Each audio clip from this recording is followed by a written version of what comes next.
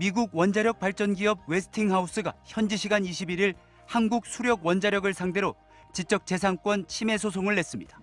한수원이 개발한 한국형 원전 설계에 자신들의 지식재산권이 포함돼 있다는 겁니다.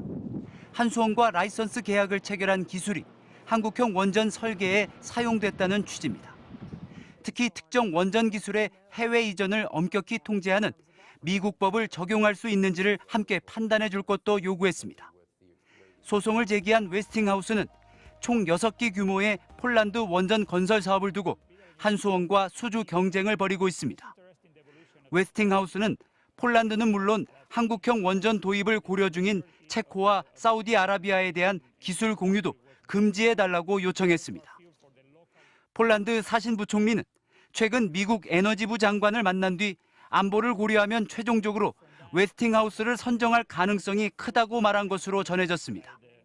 미국이 폴란드 원전 사업을 수주하고 한수원이 소송에서 지게 될 경우 독자적인 원전 수출에도 어려움이 따를 것으로 보입니다.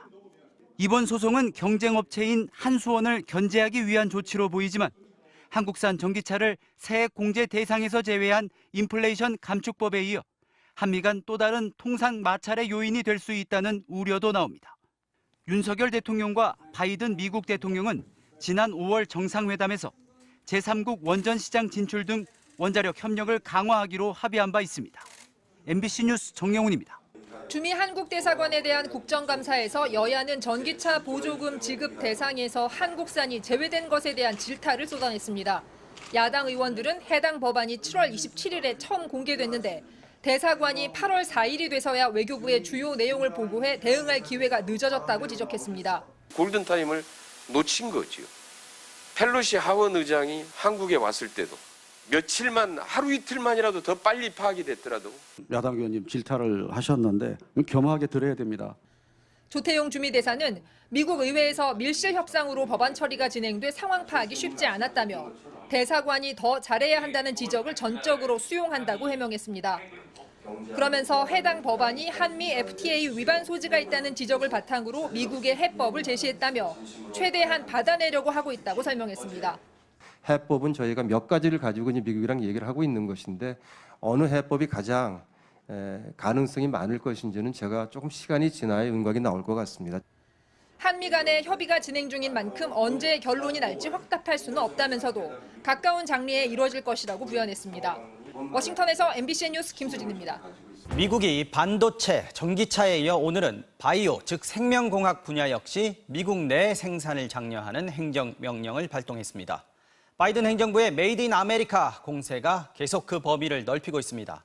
워싱턴에서 왕종명 특파원이 전해드립니다. 코로나19 바이러스가 창궐하기 시작한 재작년 초 급증하는 환자를 감당하지 못한 미국 사회는 의료진과 의약품은 물론 심지어 코로나 검사용 면봉까지 부족한 처지였습니다. The problem is swabs. I've spent half of my day today trying to get a straight answer from the CDC and the federal government and FEMA. When can we expect swabs? 이 굴욕을 만회하기 위해 바이든 대통령은 작년 초 취임 일성으로 반도체와 배터리, 희귀 광물에다 의료약품까지 포함한 4가지 핵심 분야에서 탄탄한 공급망 확보를 다짐했습니다. 그리고 올해 순차적으로 반도체, 전기차 배터리 관련 법령에 이어 오늘 생명공학, 바이오 산업도 미국 내 생산을 장려할 수 있는 방안을 모든 부처가 강구하라고 행정명령을 발동했습니다.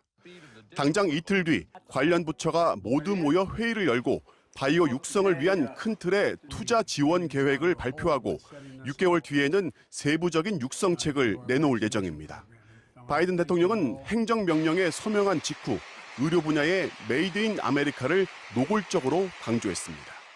I signed an executive order that directs the federal government to ensure biotechnologies invented in the United States of America are made in the United States of America.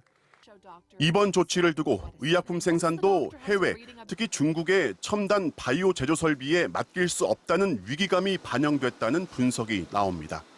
우리 정부 관계자는 미국 밖에서의 생산을 봉쇄하는 극단적 처방까지 내리진 않겠지만 미국 내 생산을 독려해 해외 생산을 점차 줄이도록 유도할 가능성은 충분하다고 전망했습니다.